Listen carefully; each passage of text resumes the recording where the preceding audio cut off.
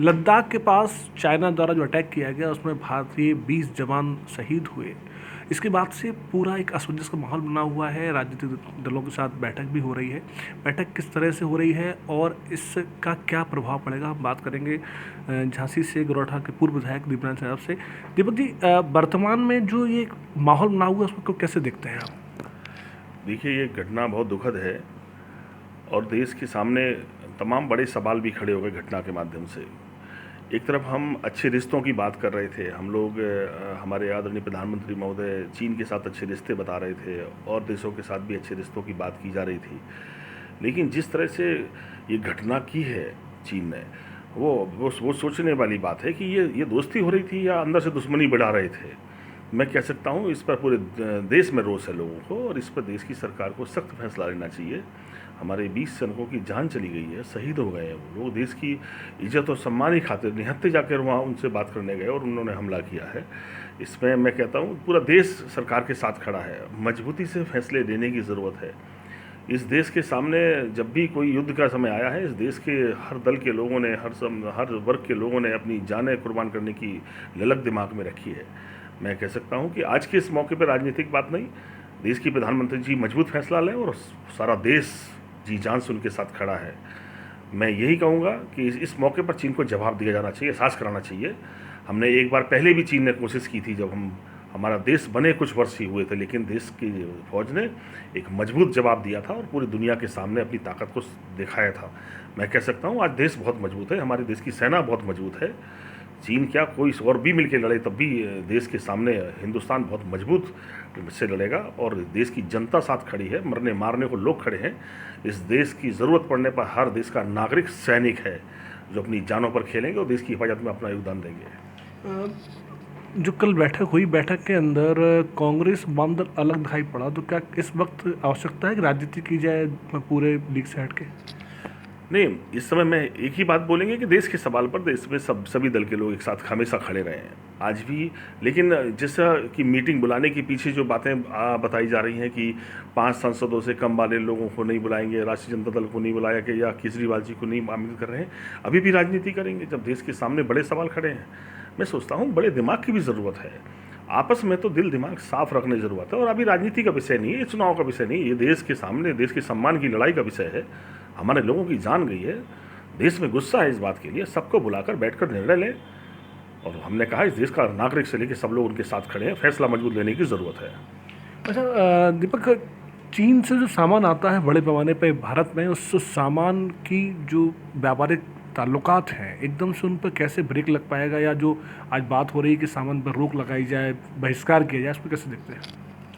देखिए, वैसे जो अगर हम आर्थिक रूप से बात करें, निर्यात और आयात की जो रणनीति है, इसमें देश को काफ़ी नुकसान भोगना पड़ता है। एक्चुअली क्या है कि लड़ाई है कि हमारा प्रोडक्ट ज़्यादा निर्यात होता है या हम ज़्यादा आयात करते हैं। जब तक देश की बनी हुई चीज़ें दुनिया के दूसरे देशों में या चीन में ज़्यादा नहीं बिकेंगी, तब तक हम फ़ायदे में नहीं हो सकते। आज तो हम उन्हें बाज़ार दे रहे हैं, ये देश उनका बाज़ार है। उनकी तरक्की में हिंदुस्तान का बहुत बड़ा योगदान है, क्योंकि जो चीज़ें वो बना रहे हैं वो हिंदुस्तान एक बड़ा बाज़ार के रूप में इस्तेमाल हो रहा है।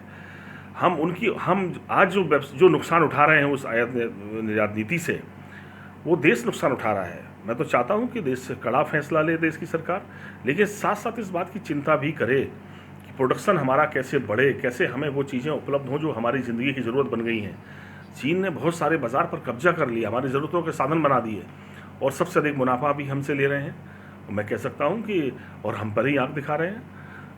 मैं कह सकता हूं कि हिंदुस्तान से लड़कर वो बर्बादी की तरफ चले जाएंगे। भले ही अपने आप को बहुत मजबूत मानते हों, पर आर्थिक रूप से, सामाजिक रूप से या देश की युद्ध की नीति में भी वो हिंदुस्तान के सामने कहीं नहीं ठहरते। ना केवल वो मात खाएंगे बल्कि बाजार के माध्यम से देश को बहुत बड़ा नुकसान कर सकते हैं। मैं चाहता हूँ हिंदुस्तान के लोगों में यूनिटी बनना चाहिए, चीन की चीज़ों का बहिष्कार हो, पर देश की सरकार तत्काल चिंता भी करे कि हम वो सब चीज़ें बाजार में कैसे कम कीमत पर उपलब्ध कराएं। इसकी व्यवस्था की बड़ी जिम्मेदारी भी निभाने की ज़रूरत है। तो दीपक, STF ने 52 एप्लीकेशंस पे रोक लगाने की अपील की है, तो इसको क्या इससे कुछ फ़र्क पड़ेगा? हमने कहा ना कि सफलता इस बात पे है कि हम कैसे अधिक माल अपना निर्यात करें, हम वो चीज़ें बाज़ार में बनाकर भेजें जो दुनिया की ज़रूरत बन जाए, इस पर हमें बड़ी कोशिश करनी पड़ेगी। और जो चीज़ें रोक लगाई जा रही हैं, मैंने कहा कि रोक तो इसलिए भी लगाना चाहिए, जो लड़ना चाहता है उसके साथ व्यापार नहीं होना चाहिए, बिल्कुल इस पर तो कोई समझौता ही नहीं होना चाहिए। लेकिन हमें देश के लोगों की ज़रूरत की चिंता की व्यवस्था भी करनी ज़रूरी है, वो करने का इंतज़ाम पर भी काम करना चाहिए। अगर चीन लड़ना चाहता है तो उनके संग व्यापारिक संबंध नहीं होना चाहिए। आपसे हम अब बात करेंगे उनसे कि कृषि को लेके या जो सरकार ने अभी एक बहुत बड़ा पैकेज दिया है लोन के माध्यम से छोटे छोटे उद्योगों को बढ़ावा देने की कोशिश कर रही है, प्रवासियों को काम देने की कोशिश कर रही है, इसको कैसे देखते हैं? देखिए, बहुत बड़ा 20 लाख करोड़ की जो बात देश की सरकार ने लाई थी जनता के बीच में, लेकिन उसमें किसी भी तरह का ये लाभ सीधा किसान को कहीं नहीं था, मजदूर को नहीं था। वो कहीं ना कहीं किसी व्यवसाय को जुड़कर उसको लोन देने की बात की गई, उसकी सहायता की बात की गई। अगर सरकार चाहती तो उस फैसले में ये जोड़ सकती थी कि हम गेहूं की फसल पर 500 रुपये बोनस देंगे, हम अन्य फसलों पर भी बोनस देने का काम करेंगे, जो भी फसलें किसान पैदा कर रहा है उसकी सहायता करने की कोशिश करेंगे, मजदूरों को काम देंगे वरना कामगार भत्ता देंगे। तो मैं कह सकता हूँ कि बड़ी सहायता सहारा मिल सकता था। उद्योगपति को लोन देकर, उद्योगपति को उद्योग लगवाने की बात कहकर हम आज तत्कालिक सहायता नहीं कर सकते। ये कौन सी मदद है कि आप कह रहे हैं कि उद्योगपति मदद ले ले हमसे और वो मदद कर दे। मदद वो तो उद्योगपति तो काम करेंगे, लेकिन किसान की मदद के लिए तो किसान के लिए रणनीति की ज़रूरत थी। आप उस पैसे का इस्तेमाल किसान के हक में कैसे कह रहे हैं? मैं कह सकता हूं कि उसमें किसानों के नाम पर बड़े लोगों की मदद का रास्ता दिखाया गया है। अगर सरकार आज भी चाहती है, जिस हालात में किसान है, किसान को फसल पर बोनस मूल्य दिया जाना चाहिए, जो देश की सरकार के अधिकार क्षेत्र की बात है।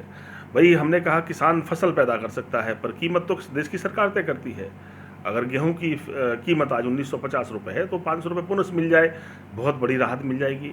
या धान की कीमत पर बोनस मिल जाए, या गन्ने की कीमत पर बोनस मिल जाए, या कुछ कीमत बढ़ जाए, तो एक बड़ा सहारा किसान परिवार को मिल सकता है। मजदूर लौटे हैं जिनके पास काम नहीं है, और जो लोग देश के दूसरे हिस्सों से लौट कर आए हैं, और हालात जिस तरह दिख रही है कि लौट के जाने की अभी संभावनाएं कम दिखाई पड़ रही हैं, बहुत अव्यवस्थाएं फैली हुई हैं, डर भरा हुआ है लोगों की। जिस तरह से बीमारी बढ़ रही है, जान खतरे में जा रही है और तेज़ी से बीमारी बढ़ रही है, ऐसे हालात में हमें उनके परिवारों की चिंता करनी पड़ेगी। कोरोना से भी लड़ना है, उनकी ज़िंदगी कैसे बचे, उन्हें कैसे काम का इंतज़ाम हो, और कैसे नहीं काम का इंतज़ाम हो पाए तो हम कैसे सहायता कर सकें, इस पर बिल्कुल स्पष्ट नीति आनी चाहिए कि हम इस तरह से सहायता करके ये काम करेंगे। वरना दूसरी परिस्थितियाँ खड़ी होने जा रही हैं, मजदूरों के दिमाग में निराशा आ रही है, किसान भी परेशान है, और इस देश की जो मूल आबादी है, ये अगर ये परेशान होगी तो देश खुशहाली के रास्ते पर नहीं जा सकता। विधायक जी, आपके कार्यकाल में आपके क्षेत्र में एरच बांध परियोजना एक बड़ी परियोजना थी, क्या उससे लाभ हो पाया? क्या उसके पीछे आपका थॉट था, और वर्तमान में क्यों रुकी पड़ी हुई थी? वो क्या राजनीति हुई उसके अंदर? हम लोगों ने कई मौक़ों पर कहा कि हम लोग जब भी राजनीति में सिर्फ एक बात की कोशिश होनी चाहिए कि हमारी कोशिश क्या थी और आपकी कोशिश क्या है। हम समाजवादियों ने बांध बनाया एरच में, हमारी उम्मीद थी कि भारतीय जनता पार्टी उस बांध को न केवल पूरा करेगी बल्कि एक नया बांध बनाएगी। ये नए बांध की तो कोई योजना है नहीं, पर वो बांध जो बन रहा था लगभग 70% बन गया था, उस पर रोक लगा रखी जांच के नाम पर। ये जनता का पैसा था, कम से 800-900 करोड़ रुपए बर्बाद हो गया उस पर। आज काम रुका पड़ा है, उसकी कीमत 1200 करोड़ रुपए थी उस बांध की, आज जाकर कहाँ पहुँचने वाली है अगले 2-3 सालों के बाद। तो ये किसका पैसा बर्बाद हुआ? आपकी राजनीति में सिर्फ इसलिए कि उसके बनने का लाभ समाजवादी पार्टी को ना मिल जाए, हमें ना मिल जाए, दीपक यादव को ना मिल जाए, इसलिए बांध रुक जाएगा। उस बांध के पानी से लाखों किसानों की ज़िंदगी बदली जानी चाहिए थी, खुशहाली लानी थी। अरे, आप राजनीति करना चाहते हैं, राजनीति करें, पर कोशिश तो उन लोगों को खुशहाली रोकने की कोशिश तो ना करें। आपने सड़क नहीं बनाई, आपने बांध नहीं बनाए, आपने कोई काम एक नहीं गिना सकते। आज 3.5 साल सरकार के निकलने वाले हैं, लेकिन आप राजनीति करके इन सब कामों को रोककर, मैं कह सकता हूँ, देश की जनता का, क्षेत्र की जनता का, लोगों का नुकसान कर रहे हैं और देश की संपत्ति का नुकसान कर रहे हैं। दीपक, आखिरी सवाल मेरा ये है कि मैं घर से निकलता हूँ डेली, सिपरी का पुल एक बोर्ड लगा हुआ है उधर पे कि कार शुरू होने की तारीख और ख़त्म होने की अवधि, वो बोर्ड बड़ा पर डे इचिंग करता है। देखिए, ये बहुत पुरानी मांग थी और लगभग 30-35 सालों से लोग ये मांग कर रहे थे कि सिपरी का एक हिस्सा, जो झांसी की लगभग आधी आबादी उस तरफ रहती है, प्रेमनगर से लेकर बड़े इलाके में, और वहाँ रास्ते का ठीक रास्ता नहीं था, तो पुल की मांग थी। ये मांग आदरणीय अखिलेश जी के सामने रखी गई, उन्होंने तत्काल पुल सैंक्शन किया और बहुत जल्दी अपना पुल बनाने की कोशिश की। लेकिन जो रेलवे का बीच का पार्ट है, जिसको रेलवे निर्माण करता है अपनी मानकों के अनुसार, आज वो वर्षों से बंद पड़ा हुआ है। आज बीजेपी के लोगों की देश में भी सरकार है, प्रदेश में भी सरकार है, सेंट्रल गवर्नमेंट भी उनकी है, पर वो काम किस तरह से रेंग रहा है, यही दर्शाता है कि बातें तो मजबूत करते हैं पर काम बहुत ढीला है, काम बहुत स्लो है, काम है नहीं। यही लड़ाई समाजवादियों की है कि हमें जनता के बीच में काम करने का मौका मिला तो हमने काम किया। आप भी काम करने के मौके पर काम में बदलो इसको, काम करके दिखाओ, कुछ नया पुल बनाओ जिससे लोगों को कुछ सहायता मिले, राहत मिले और लोगों को सुविधा बढ़ सके। कथनी और करनी में अंतर का आरोप लगाया थी पर कुलदीप और सीजन न्यूज़ 86।